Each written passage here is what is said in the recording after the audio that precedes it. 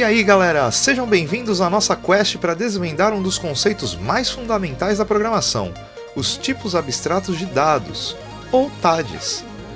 Já estraçalhe o botão de like e se inscreve no canal se você ainda não é inscrito. Tô de olho, hein? Vamos começar. Pensem nos TADs como um artefato mágico que todo herói precisa. No mundo dos RPGs, a gente adora a complexidade. Mas para construir mundos incríveis, ou softwares incríveis, a gente precisa de abstração. Vamos ver como a modularização nos transforma de jovens padawans em mestres Jedi do código. Um programa gigante é como tentar jogar um MMO com todo mundo gritando no mesmo mapa. É impossível. A solução? Modularização. Nossos programas são divididos em módulos, como a guilda de heróis. Cada módulo é responsável por uma missão específica. Isso facilita a vida e permite que o mago trabalhe na magia enquanto o guerreiro aprimora a espada. E aqui vem o melhor. Se o mago mudar de feitiço, o guerreiro nem precisa saber, contanto que a interface da magia continue a mesma. Isso é o princípio de dividir para conquistar, que a gente vê tanto aí nos jogos de estratégia. É assim que os profissionais constroem softwares que escalam. Para que o módulo do mago e do guerreiro funcionem juntos, eles precisam de um contrato.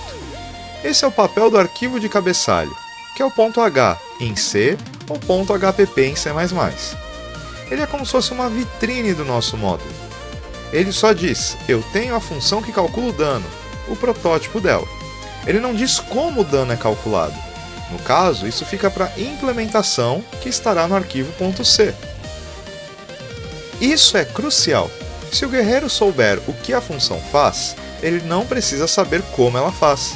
Chamamos isso de encapsulamento na prática, protegendo os segredos da nossa guilda. É como ter uma chave API que permite acesso apenas ao que é necessário.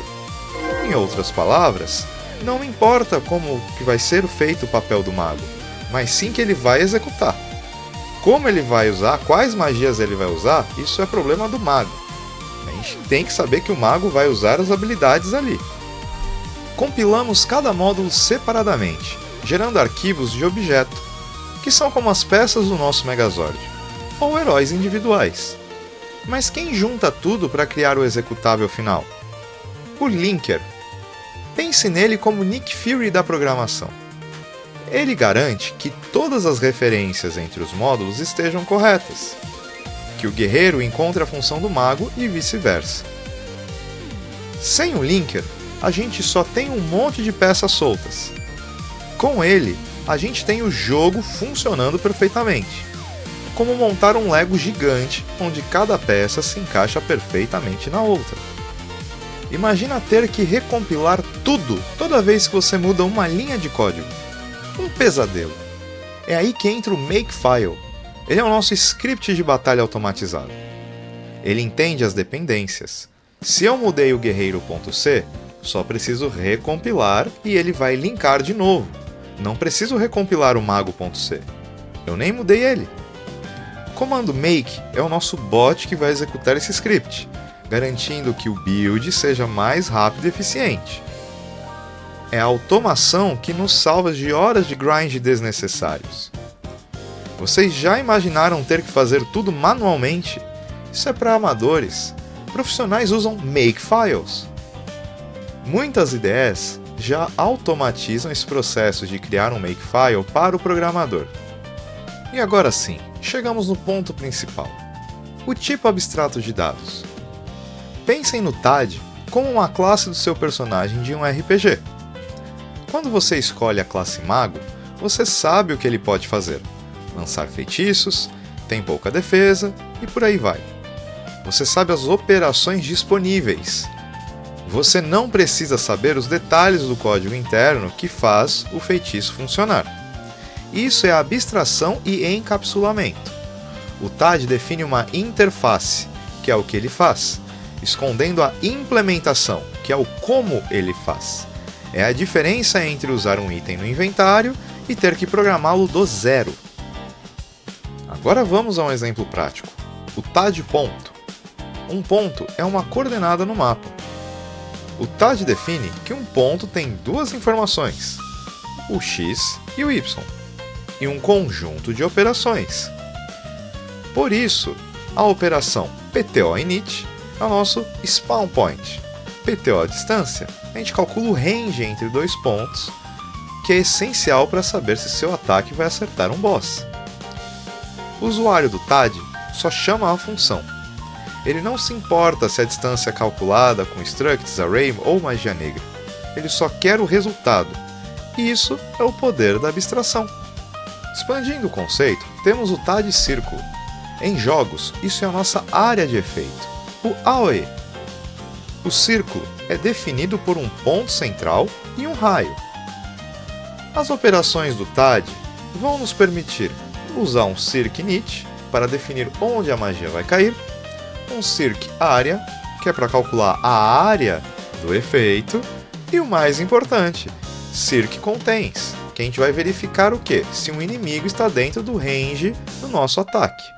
O TAD nos dá poder de manipular essa complexidade com comandos simples, como se estivéssemos digitando um cheat. Vocês já pararam para pensar em como um jogo calcula se você está dentro de uma explosão? Agora vocês sabem. Bora para a parte prática? Primeiramente, no Code Blocks, vamos criar um projeto. Existem outras formas de criar esse projeto, mas eu prefiro criar um projeto vazio.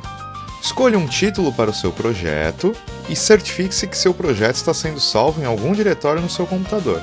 Feito isso, pressione Finish e pronto! Agora, com o nosso projeto criado, vamos adicionar alguns arquivos de código-fonte no nosso projeto. Vamos criar um arquivo vazio, selecione Sim para vincular esse arquivo no seu projeto, coloque um título no seu arquivo e pronto, criamos um arquivo. Lembrando que o nosso clássico arquivo main.c não pode faltar, com a função main. Feito isso, irei criar mais dois novos arquivos, utilizando o atalho Ctrl+Shift+N. Vou criar o arquivo .h e o .c. Esses dois arquivos são referentes ao meu TAD de ponto. É uma convenção os nossos arquivos .h e .c terem o mesmo nome. Como os arquivos de cabeçalho podem ser inclusos várias e várias vezes ao longo do programa, nós precisamos garantir que ele será incluso apenas uma única vez.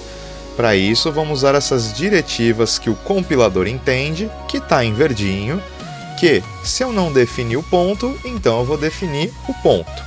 Atentem-se na forma que está escrito o underline ponto underline h. Outra coisa interessante é que estamos definindo a estrutura do ponto. O typedef define um tipo, o tipo estrutura, que se chama ponto. E agora vamos colocar os cabeçalhos para as nossas funções. PTO_init para eu inicializar o meu ponto e PTO_distance para calcular a distância entre dois pontos. Com o nosso cabeçalho pronto, agora podemos criar as definições das funções, o como elas vão funcionar. Vamos no nosso arquivo .c, incluir o nosso cabeçalho .h e vamos começar a implementar aí como inicializar o ponto, que é simples. Lembrando que a gente precisa ter o ponteiro para o p ali, que é o ponto, porque a gente vai alterar esta variável dentro da nossa função. E vamos calcular a distância entre dois pontos. Então a gente vai ter como parâmetro da função, ou seja, os nomezinhos que estão ali em cima, ponto 1 e ponto 2, para calcular a distância entre dois pontos. Aqui vamos colocar o cálculo da distância entre dois pontos que aprendemos na escola. Poderíamos utilizar outro tipo de distância, como distância de Manhattan. Isso fica a critério do programador. E essa é a magia do TAD. Pouco importa o que programaram dentro do ponto de distância. O que importa é que a distância ela é calculada. E isso é o que interessa para quem for utilizar essa biblioteca. Vamos incluir a biblioteca math para utilizar a função de raiz quadrada e pronto. Agora que nós criamos as estruturas do ponto, podemos criar a estrutura do círculo. Já deixei pronto dois arquivos, o círculo.c e círculo.h. No meu arquivo círculo.c, eu tenho como as operações do círculo são feitas. E no meu arquivo círculo.h, nós temos quais operações podem ser feitas com o círculo. Ok? Agora, podemos utilizar toda essa nossa estrutura do ponto e dos círculos na nossa função main. Para isso, basta incluir o círculo e declarar as variáveis que precisamos. Vamos inicializar o nosso círculo, lembrando que, como estamos utilizando o asterisco na função do círculo, a gente precisa do E da CIA, o E comercial, ali para passar por referência às nossas estruturas, tanto círculo quanto ponto. E para fazer a comparação, não precisamos do E comercial porque não temos o asterisco. Então é só passar a variável normal. E agora, com a nossa programação, podemos verificar se o ponto está contido dentro do círculo. E após a correção de pequenos erros que a gente acaba cometendo, vamos compilar e rodar o nosso programa. Como vocês podem ver, o alvo foi acertado. E agora é a hora que todo mundo faz a mesma pergunta. E por que eu tenho que fazer tudo isso? Porque TADs e modularização nos dão o poder da reutilização. É como ter um inventário cheio de itens prontos. Se o TAD ponto estiver bem feito, podemos utilizar em qualquer projeto. No nosso jogo de xadrez, no nosso mapa de jogo MMO, num outro RPG ou no nosso sistema de coordenadas para lançar um míssil balístico. Isso torna a manutenção, aplicar os patches e a colaboração, que é trabalhar com outros devs, muito mais simples. No final, usar TADs é a chave para escrever um código limpo e escalável, digno de um Elder Scrolls. Eu sei, esse jogo é um pouquinho bugado, mas vocês podem ter certeza que utilizaram todos esses conceitos. Pense em um grande estúdio de games. Eles não começam do zero cada vez. Eles reutilizam componentes testados e confiáveis. Cada integrante da equipe vai testar e é responsável por um desenvolvimento de cada pedacinho do jogo. Para aqueles que querem se aprofundar e ler os grimórios originais, aqui estão as referências que guiam a nossa jornada. São clássicos atemporais que formam a base de todo o conhecimento sobre estrutura de dados e algoritmos. Esses livros foram escritos por mestres da computação e continuam sendo relevantes até hoje. Leiam, estudem e transformem-se em verdadeiros arquimagos da computação. Não é brincadeira. Esses livros são considerados bíblias na área. Chegamos ao fim da teoria. Mas agora é a hora de saber se você consegue passar de faixa. Para isso, a gente precisa fazer uma side quest. Preparei 10 missões bônus que eu fixei aqui nos comentários do vídeo, hein? O grind é real, mas a recompensa é o domínio do código. Peguem seus teclados, preparem seus compiladores e bora pro código! Esses exercícios vão desde o básico até desafios mais complexos. Não se desanimem. Se alguns parecerem difíceis, isso é normal. O importante é praticar. Dúvidas, comentários, sugestões? Não gosta de jogar de mago?